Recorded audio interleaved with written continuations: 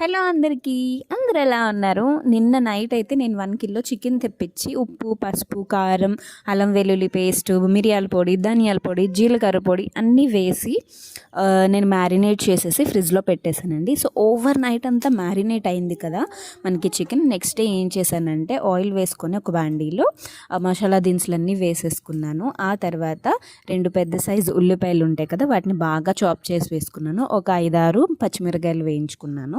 దాని తర్వాత టమాటాస్ కూడా వేయించేసుకున్నాను.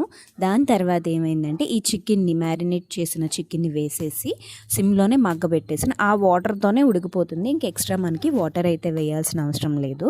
సో ఇంకా మీకు కారం కానీ సాల్ట్ కానీ అయినా తక్కువ వచ్చింది అనుకుంటే ఇంకొకసారి కారం, గరం మసాలా, సాల్ట్ కూడా అడ్జస్ట్ చేసుకొని ఇంకేముంది లాస్ట్ అండ్ ఫైనల్గా కొత్తిమీరతో మీరైతే గార్నిష్ చేసుకొని తింటే ఇంకా ఎక్సలెంట్ అనమాట. ట్రస్ట్ మీ, ఇది ది బెస్ట్ రెసిపీ.